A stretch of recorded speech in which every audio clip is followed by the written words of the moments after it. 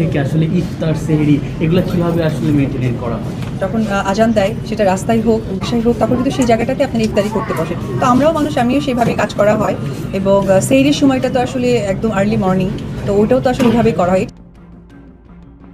ধারণা ছিল সাকিবকে হারিয়ে ইসলাম ধর্ম ত্যাগ করেছেন অপু বিশ্বাস, কিন্তু সেই ধারণাকে পাল্টে দিয়ে এবার অপু বিশ্বাস দিলেন চাঞ্চল্যকর তথ্য।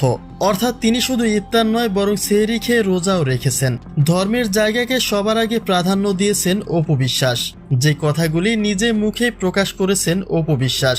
এখন প্রশ্ন হলো, তার বলা এই কথাগুলি ঠিক কতটা সত্য? তিনি কি সত্যি রোজা রেখেছেন, নাকি শুধুমাত্র সম্মান বাঁচাতেই মিথ্যের আশ্রয় নিলেন? চলুন তার বিস্তারিত জেনে নেওয়া যাক।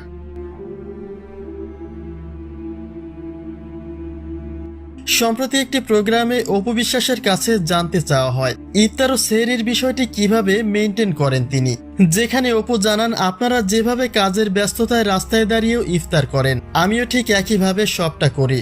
আর সেহরি প্রসঙ্গে অপু আরো বলেন, সেহরি যেহেতু খুব সকালেই করা হয়, তো আমিও ওইটা ওইভাবেই করে থাকি। তবে সাংবাদিকদের এমন প্রশ্নে কিছুটা বিরক্তিবোধ করতেও দেখা গেছে অপু বিশ্বাসকে, কেননা সেখানে অপু বলছিলেন এটা এমন কোনো প্রশ্ন নয় যেটা সাজিয়ে গুছিয়ে সুন্দর করে উত্তর দিতে হবে।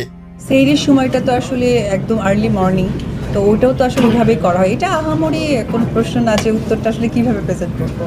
এবারে রমজান আসার পর থেকেই ভিন্ন রকম আলোচনায় জড়িয়ে যান অপু বিশ্বাস, কেননা প্রতি রমজানে তিনি নিজেকে পরিপাটি করে রাখার চেষ্টা করলেও এবার দেখা গেছে সম্পূর্ণই তার বিপরীত চিত্র। শালীনভাবে চলাফেরা থাক দূরের কথা, তার পোশাকের দিকটি সময়ের সঙ্গে সঙ্গে অশালীন অবস্থার দিকেই এগোচ্ছে। এবারে রমজানে একাধিক প্রোগ্রামে তার একমাত্র পোশাককে কেন্দ্র করে সমালোচনার মুখে পড়েছেন তিনি, কিন্তু হঠাৎ করে সেই অপু বিশ্বাসের থেকে ইফতার ও সেহরি প্রসঙ্গে পজিটিভ উত্তর পাওয়া সত্যি অনাকাঙ্ক্ষিত। তবে কি চোখের আড়ালে ইসলাম ধর্ম অনুসরণ করছেন অপু বিশ্বাস, নাকি আত্মসম্মান বজায় রাখতে সেখানে মিথ্যের আশ্রয় নিয়েছিলেন তিনি? সেই প্রশ্নটাই দানা বেঁধেছে নেটিজেনদের মনে।